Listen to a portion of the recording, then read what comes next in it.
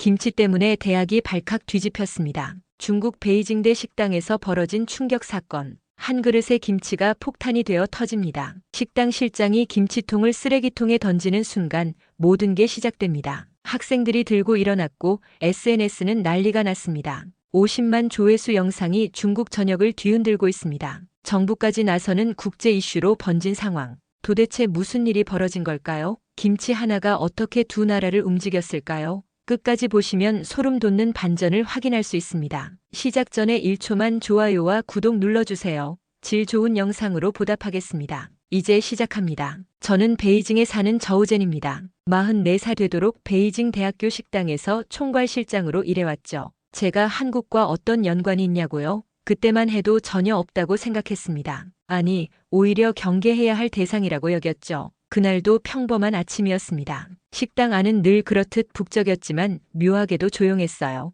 학생들은 각자 스마트폰만 들여다보며 밥을 먹었습니다. 그런 풍경이 당연하다고 생각했던 저였죠.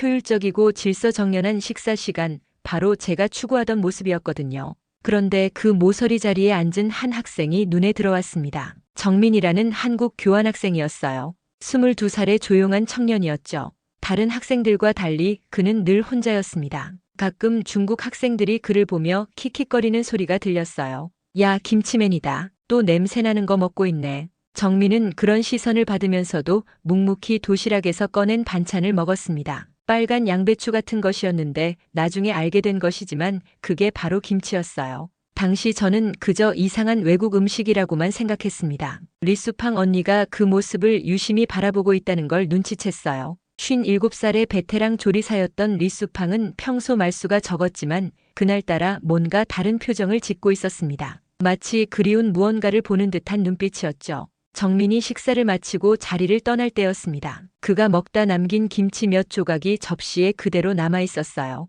평소 같으면 바로 잔반통에 들어갔을 텐데 리수팡이 슬그머니 다가가더니 그 김치를 맛보는 게 아니겠어요. 그 순간 제 속이 뒤틀렸습니다. 리수팡, 뭐 하는 거야? 목소리가 식당 전체에 울려 퍼졌어요. 학생들이 일제히 저를 바라봤습니다. 저는 성큼성큼 다가가서 그 접시를 낚아채며 말했죠. 이건 음식이 아니야. 선전물이라고. 리수팡의 얼굴이 순간 굳었습니다. 하지만 저는 멈추지 않았어요. 주방은 정치적 중립이어야 해. 외국 음식으로 학생들 감정에 호소하는 건 옳지 않다고. 그렇게 말하며 김치가 담긴 접시를 쓰레기통에 던져버렸습니다. 쨍그랑 소리와 함께 빨간 김치 조각들이 바닥에 흩어졌어요. 그 순간 정민이 멀리서 이 모습을 보고 있다는 걸 깨달았습니다. 그의 얼굴에는 말로 표현할 수 없는 슬픔이 스쳐갔죠. 그날 밤 집에 돌아가서도 뭔가 개운하지 않았어요. 제가 옳은 일을 했다고 생각했는데 왜 이렇게 찜찜한 기분이 드는 걸까요? 문화대혁명 시절 부모님이 서구 편향이라는 이유로 비판받던 기억이 떠올랐습니다. 감정적인 것들은 위험하다고 늘 경계해야 한다고 배워온 저였거든요.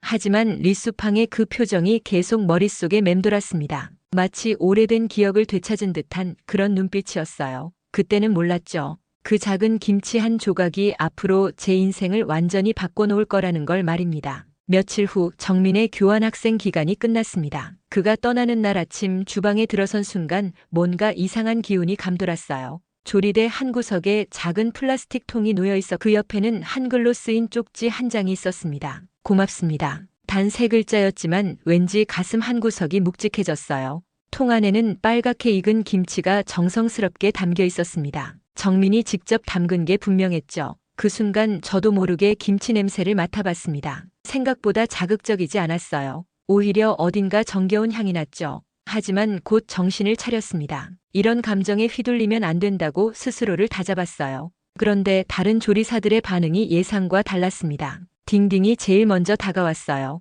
24살 씩씩한 여자 조리사였죠. 우와, 향이 되게 좋네요. 이게 진짜 한국 김치구나. 그 말에 30대 초반의 차우후가 비웃듯 말했습니다. 김치 또 시작이야? 민족주의 음식 가지고 뭘 그래? 저는 그 순간 위기감을 느꼈어요. 이런 식으로 외국 문화가 스며들면 안 된다는 생각이 들었거든요. 특히 젊은 직원들이 쉽게 흔들리는 모습을 보니 더욱 그랬습니다. 모두 집중해. 제 목소리에 주방 안이 조용해졌습니다. 저는 김치통을 들고 말했죠. 외국 정서를 강요하는 일은 앞으로 없도록 해. 우리는 중국 대학 식당이야. 그렇게 말하며 김치통을 냉장고 깊숙한 곳에 밀어 넣었습니다. 하지만 마음 한구석에서는 계속 그 김치가 생각났어요. 정민이 정성스럽게 담았을 모습이 자꾸 떠올랐거든요.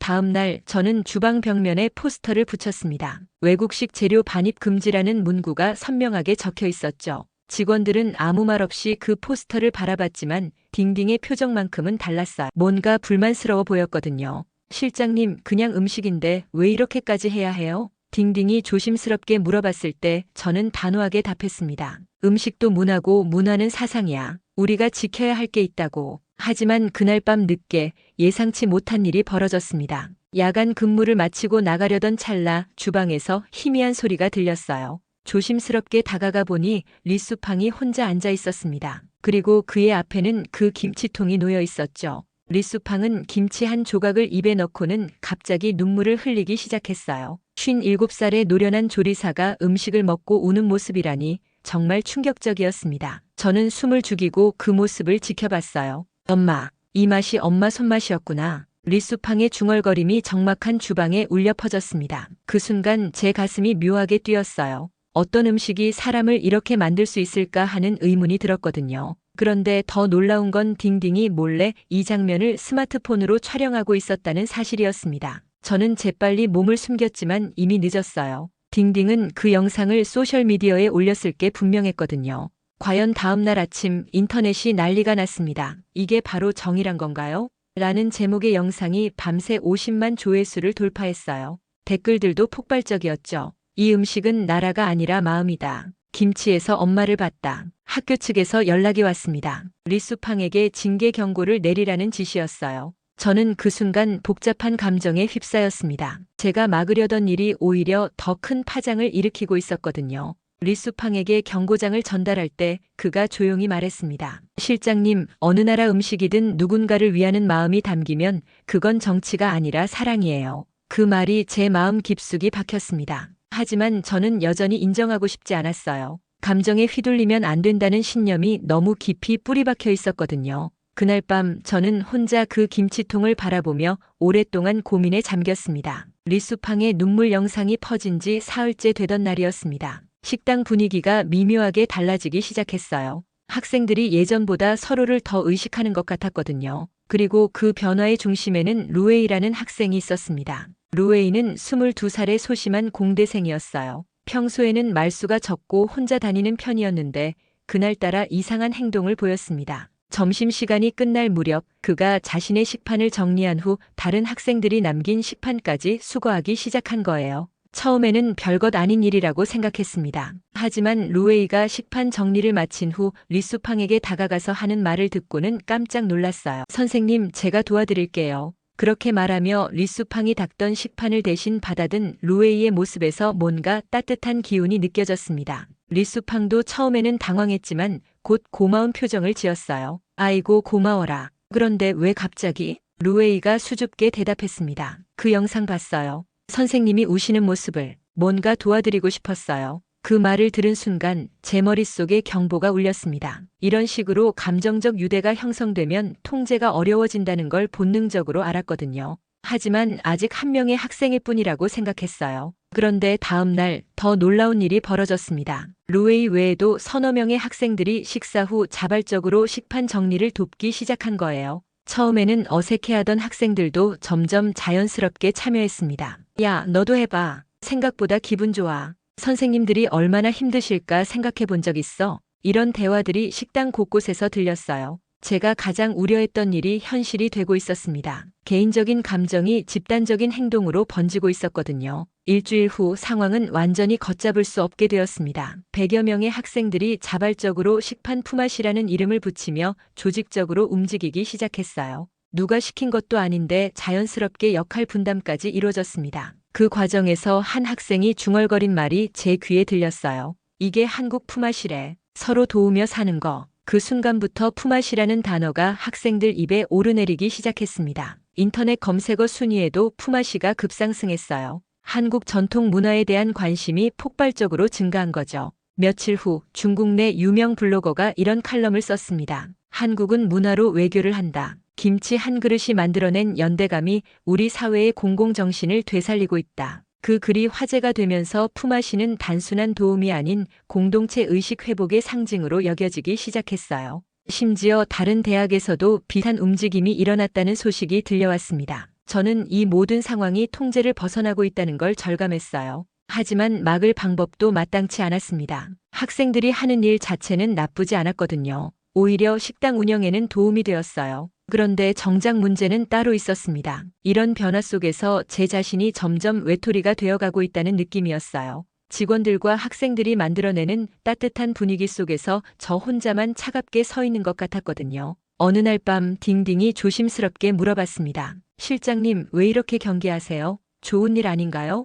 저는 그때 이렇게 답했어요. 좋고 나쁨의 문제가 아니야. 질서가 흔들리면 더 큰 문제가 생긴다고. 하지만 속으로는 다른 생각이 들었습니다. 정말 질서 때문일까? 아니면 이런 따뜻한 변화 속에서 제 자리를 찾지 못하는 두려움 때문일까? 그날 밤 저는 오랫동안 잠들지 못했습니다. 품앗이 운동이 한 달째 계속되던 어느 날 학교 행정실에서 긴급 호출이 왔습니다. 총장실 앞에 서니 마음이 무거웠어요. 무슨 일인지 대충 짐작이 갔거든요. 저우 실장, 최근 식당 상황이 심상치 않다는 보고를 받았네. 총장의 표정이 심각했습니다. 그는 책상 위에 놓인 신문 스크랩들을 가리키며 말했어요. 김치 정치화 우려가 제기되고 있어. 외신에서도 관심을 보이고 있고 이런 식으로 번지면 국제적 오해를 살 수 있다네. 저는 그 순간 복잡한 감정이 들었습니다. 한편으로는 제 우려가 현실이 되었다는 안도감이, 다른 한편으로는 묘한 아쉬움이 교차했어요. 앞으로 김치 관련 활동은 일체 금지하게,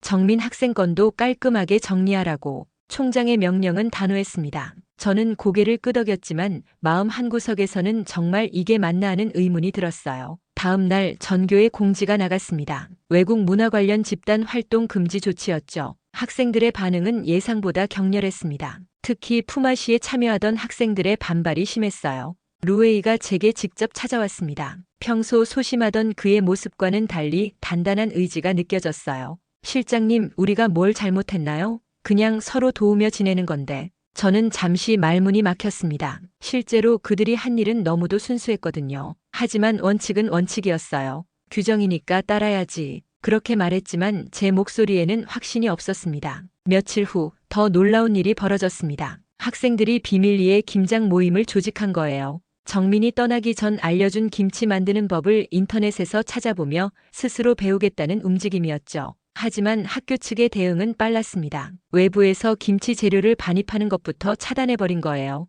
배추며 고춧가루며 김치 만들기에 필요한 모든 재료의 교내 반입이 금지되었습니다. 학생들의 실망이 컸어요. 어떤 학생은 이렇게 중얼거리기도 했죠. 음식 하나 만드는 게 이렇게 어려운 일인가? 그 말을 들은 순간 제 가슴이 답답해졌습니다. 정말로 우리가 과한 걸까 하는 생각이 들었거든요. 그런데 이틀 후 리수팡이 저에게 뜻밖의 제안을 했습니다. 실장님, 학생들이 너무 실망해해요. 제가 집에서 김치 좀 만들어 와도 될까요? 저는 깜짝 놀랐어요. 평소 순응적이던 리수팡이 이런 말을 하다니. 리수팡, 지금 상황이 어떤지 알잖아. 하지만 그의 눈빛은 변하지 않았습니다. 실장님, 김치는 국가가 아니라 마음이 만드는 거예요. 그 아이들 실망한 얼굴 보니까 가슴이 아파서. 그 말을 들은 순간 뭔가 전율이 흘렀어요. 마음이 만든다는 말이 계속 머릿속에 맴돌았거든요. 결국 리수팡은 집에서 김치를 담가오기 시작했습니다. 물론 비밀이에요. 새벽에 일찍 와서 냉장고 깊숙한 곳에 숨겨두었죠. 그리고 점심시간이 되면 몇몇 학생들에게만 조용히 나눠줬어요. 김치를 받은 학생들의 반응은 가히 폭발적이었습니다. 이게 진짜 김치 맛이구나. 이게 한국인의 정이었구나. 그들의 감탄사를 들을 때마다 저는 복잡한 심정이었어요. 한편으로는 규정을 어기는 일이 못마땅했지만 다른 한편으로는 그 순수한 기쁨이 부럽기도 했거든요. 며칠 후 딩딩이 제게 조심스럽게 물어봤습니다. 실장님도 한번 드셔보세요. 정말 맛있어요. 저는 단호하게 고개를 저었습니다. 나는 원칙을 지켜야 해. 하지만 그날 밤 혼자 남은 주방에서 냉장고를 열어보는 제 모습이 있었어요. 리수팡이 숨겨둔 김치통을 바라보며 한참을 고민했습니다. 손을 뻗었다가 다시 거두기를 몇 번이나 반복했죠. 결국 그날도 김치를 맛보지는 못했습니다. 하지만 그 향기만은 코끝에 남아 집까지 따라왔어요. 그리고 그날 밤 꿈에서는 어린 시절 어머니가 해주시던 따뜻한 음식들이 떠올랐습니다. 리수팡의 비밀 김치 나눔이 한 달째 계속되던 중 딩딩이 저에게 뜻밖의 제안을 해왔습니다. 평소보다 진지한 표정이었어요. 실장님, 저 개인적으로 궁금한 게 있어서요. 김치가 정말 어디서 온 건지, 왜 사람들이 이렇게 감동하는지 알아보고 싶어요. 처음에는 또 다른 말썽의 시작이라고 생각했습니다. 하지만 딩딩의 눈빛에서 진정성이 느껴졌어요. 단순한 호기심이 아니라 정말로 알고 싶어하는 간절함이 있었거든요. 뭘 하겠다는 거야? 연변에 가보려고요. 조선족 할머니들께 직접 물어보고 싶어서요. 그 말을 듣는 순간 저도 모르게 마음이 움직였습니다. 연변이라 중국 땅이지만 한국 문화가 살아 숨쉬는 곳이죠. 문득 그곳에서 김치가 어떤 의미였을지 궁금해졌어요. 딩딩은 주말을 이용해 연변으로 향했습니다. 그리고 일주일 후 돌아온 그의 모습은 완전히 달라져 있었어요. 뭔가 깊은 감동을 받은 듯한 표정이었거든요. 실장님, 정말 놀라운 이야기를 들었어요. 딩딩이 가져온 것은 82살 조선족 할머니와의 인터뷰 영상이었습니다. 김춘자라는 이름의 할머니는 10대 시절부터 중국에서 살아오신 분이었어요. 영상 속 할머니의 목소리는 떨렸지만 또렷했습니다. 김치는 우리가 살아남은 방식이었지. 고향 떠나 낯선 땅에서 김치 하나로 서로를 위로했단다. 할머니는 말하다가 눈물을 흘리셨어요. 일제강점기 때 만주로 이주해온 이야기, 문화대혁명 시절 김치를 몰래 담그며 정체성을 지켜온 이야기를 들려주셨거든요. 한겨울에 배추 구하기가 얼마나 어려웠는지, 그래도 김치만 있으면 고향이 그리워도 참을 수 있었어. 그 말을 들으며 저는 가슴이 먹먹해졌습니다. 김치가 단순한 반찬이 아니라 생존의 도구였다는 걸 처음 깨달았거든요. 더 놀라운 건 할머니가 들려준 품앗이 이야기였습니다. 그때는 다들 가난했어. 김장철이면 온 동네가 함께 모여서 김치를 담았지. 누구 집 배추가 모자라면 다른 집에서 보태주고 고춧가루가 떨어지면 서로 나눠 쓰고, 품앗이가 단순한 노동 교환이 아니라 공동체를 지켜온 방식이었다는 걸 알게 되었어요. 그리고 그 품앗이 속에 김치가 중심에 있었다는 사실도요. 딩딩은 여기서 멈추지 않았습니다. 학교 다큐멘터리 동아리와 손을 잡고 본격적인 영상 제작에 들어간 거예요. 한국 교환학생들과도 연락을 취해서 한중 합작 다큐를 만들겠다고 했습니다. 제목도 정했어요. 발효된 시간이에요. 그 제목을 들은 순간 왠지 모르게 소름이 돋았습니다. 발효된 시간이라니 정말 적절한 표현 같았어요. 김치가 익어가는 시간 동안 사람들의 마음도 함께 익어가는 것처럼 느껴졌거든요. 며칠 후 딩딩이 제작 중인 다큐 예고편을 보여줬습니다. 연변 할머니의 인터뷰와 함께 우리 식당에서 일어난 변화들이 자연스럽게 이어졌어요. 리수팡의 눈물, 학생들의 품앗이, 그리고 김치를 나눠 먹으며 웃는 모습들이요. 영상을 보던 중 제가 김치통을 쓰레기통에 던지는 장면이 나왔습니다. 그 순간 얼굴이 화끈거렸어요. 왜 그런 일을 했는지 지금 생각해봐도 부끄러웠거든요. 실장님도 인터뷰해주세요. 딩딩의 제안에 저는 단호하게 고개를 저었습니다. 내가 뭘 말하겠어. 반대만 했는데. 하지만 딩딩은 포기하지 않았어요. 그래서 더 의미 있을 것 같아요. 처음엔 반대했지만 지금은 어떤 생각이신지. 그 말에 저는 잠시 멈춰 섰습니다. 정말로 지금 제 생각은 어떨까요?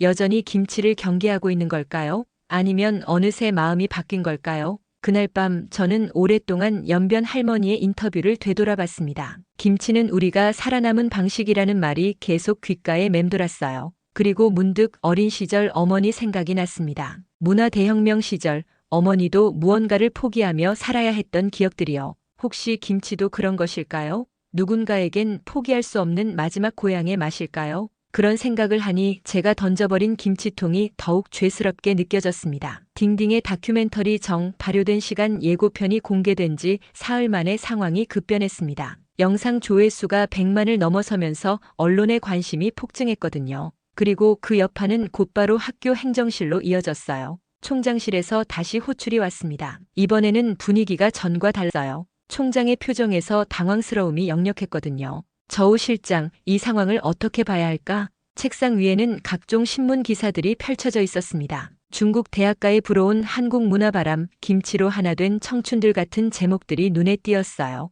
학생들 여론이 이상해. 김치 축제를 허용하라는 청원이 3,000명 넘게 들어왔다네. 저는 그 숫자에 깜짝 놀랐습니다. 3,000명이라니 학교 전체 학생의 거의 4분의 1이었거든요. 게다가 외신에서도 관심을 보이고 있어. 이걸 막으면 오히려 더 큰 이슈가 될 것 같다는 게 위에서 내려온 판단이야. 결국 학교 측은 제한적 조건부로 김치 축제를 허용하기로 결정했습니다. 일회성 문화 행사로 포장해서 말이죠. 저는 복잡한 심정이었어요. 그동안 막으려 했던 일이 이렇게 공식적으로 승인되다니. 축제 준비가 시작되자 캠퍼스 분위기가 완전히 바뀌었습니다. 학생들이 자발적으로 조를 만들어 역할을 나눴어요. 배추 조달팀, 양념 준비팀, 행사 진행팀까지 마치 오래전부터 계획했던 것처럼 체계적이었습니다. 가장 놀라운 건 한국 유학생들이 직접 참여하겠다고 나선 일이었어요. 정민과 함께 공부했던 친구들이 김장 기법을 가르쳐 주겠다며 자원한 거죠. 우리가 제대로 된 김장 문화를 보여드릴게요.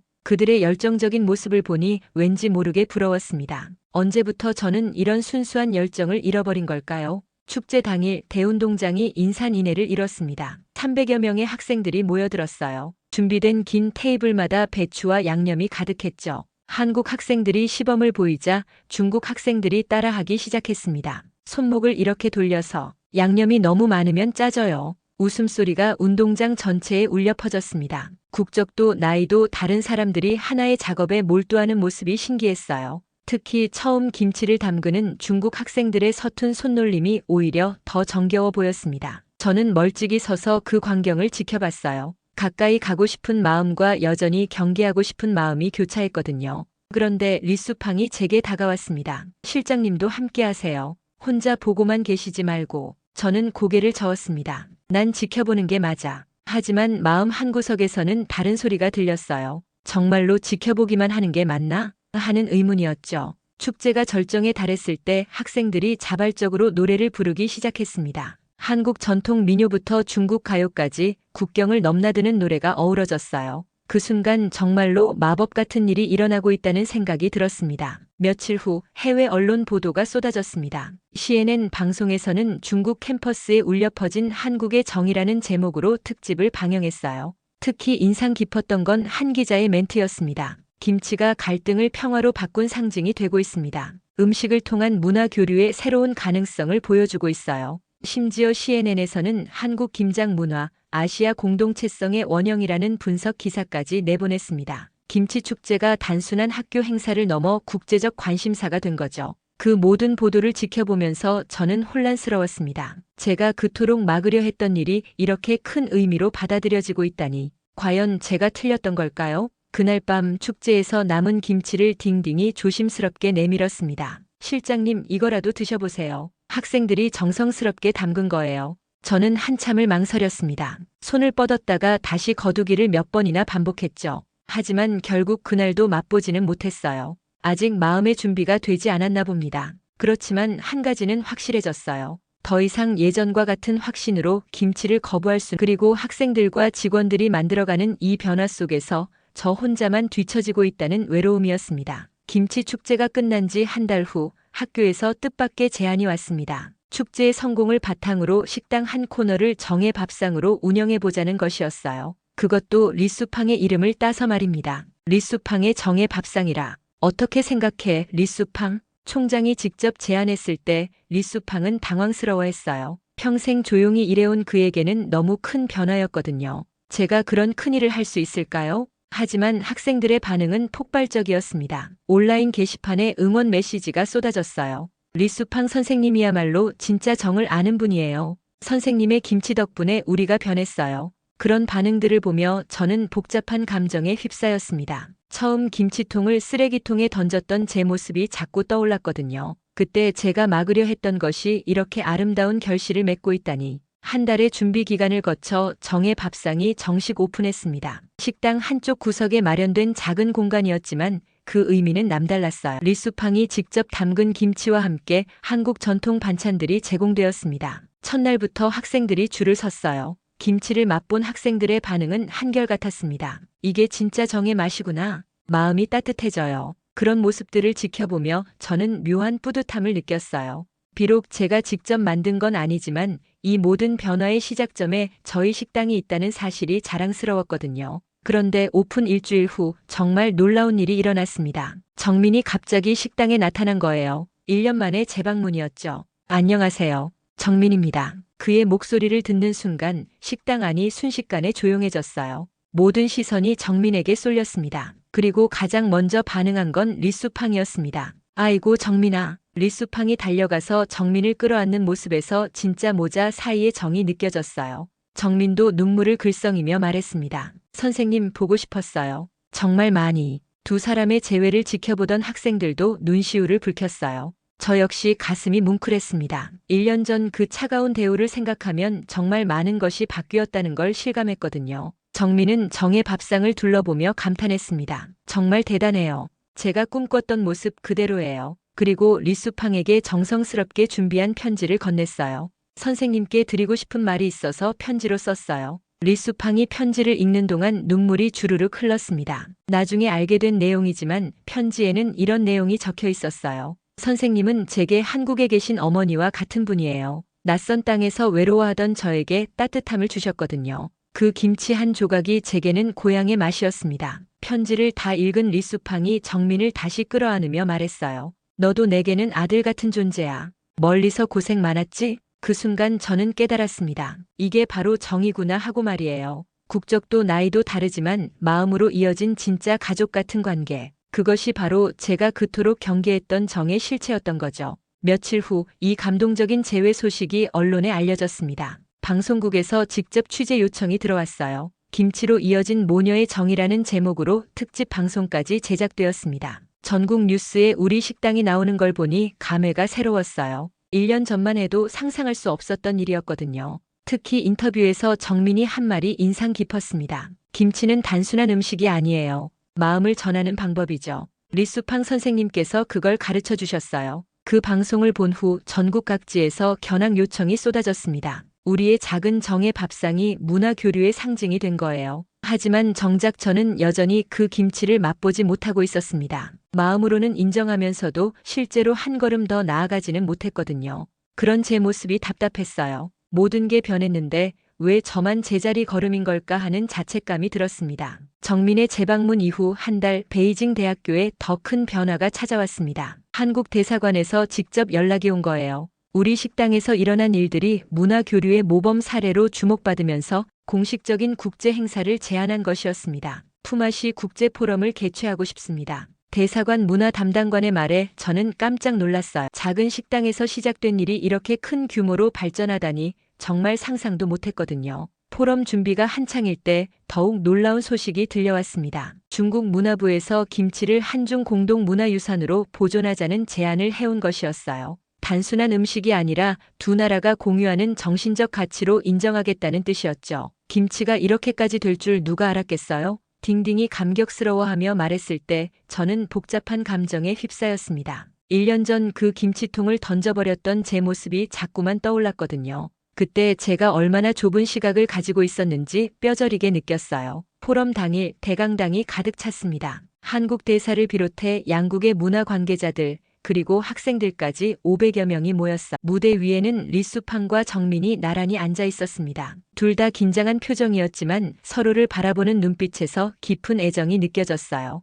한국 대사가 축사를 했습니다. 음식을 통한 문화 교류가 이토록 아름다운 결실을 맺은 것은 처음 봅니다. 김치는 이제 한국만의 것이 아니라 아시아가 공유하는 정신적 자산이 되었습니다. 중국 문화부 관계자도 이어서 말했어요. 푸마시 정신은 우리 중국의 공동체 문화와도 맞닿아 있습니다. 김치를 매개로 한 이런 교류야말로 진정한 문화 외교의 모범입니다. 그 순간 저는 깊은 깨달음을 얻었습니다. 제가 그토록 경계했던 것들이 실제로는 두 나라를 이어주는 다리 역할을 하고 있었던 거예요. 국경이나 이념보다 더 강한 것이 바로 사람의 마음, 즉 정이었던 거죠. 포럼이 끝난 후 모든 참석자들이 함께 김치를 나누어 먹는 시간이 있었습니다. 각국 대표들이 한자리에 모여 김치를 먹으며 웃고 대화하는 모습이 정말 인상 깊었어요. 그런데 그때였습니다. 리수팡이 제게 조용히 다가와서 김치 한 그릇을 건넸어요. 실장님, 이제 드셔보세요. 더 이상 미룰 이유가 없잖아요. 저는 그 그릇을 받아들고 한참을 바라봤습니다.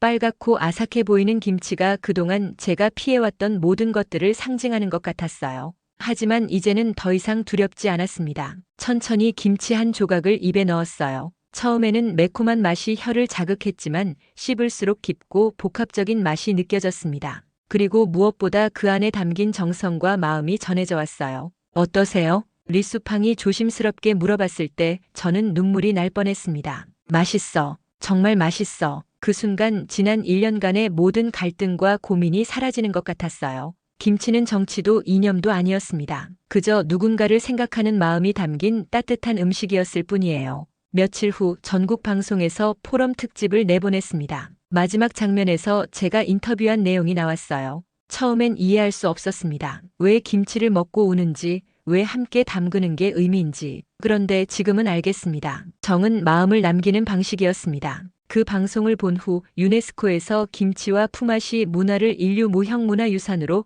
등재 추진하겠다는 발표가 나왔어요. 문화가 국경을 넘어 마음을 바꾼 사례로 인정받은 거죠. 이제 우리 식당은 완전히 달라졌습니다. 매일 전국 각지에서 견학을 오고 외국인 방문객들도 끊이지 않아요. 하지만 가장 큰 변화는 바로 저 자신이었습니다. 요즘 저는 직접 김치 담그는 법을 배우고 있어요. 리수팡이 선생님이 되어 하나하나 가르쳐주고 있거든요. 서투르지만 정성스럽게 배추를 절이고 양념을 버무리는 과정에서 진짜 정이 무엇인지 깨닫고 있습니다. 얼마 전에는 제가 직접 담근 김치를 학생들에게 나누어 주기도 했어요. 맛이 어설펐지만 학생들이 고마워하는 모습을 보니 가슴이 뭉클했습니다. 실장님도 이제 정을 아시는구나. 딩딩의 농담 섞인 말에 저는 웃으며 답했어요. 이제야 알겠어. 정은 약함이 아니라 강함이야. 사람을 이어주는 가장 강한 힘이지. 지금 생각해보면 정민이 남긴 그 작은 김치통이 모든 것의 시작이었습니다. 한 그릇의 김치가 사람들의 마음을 바꾸고 문화의 벽을 허물고 마침내 국경까지 넘나드는 기적을 만들어낸 거죠.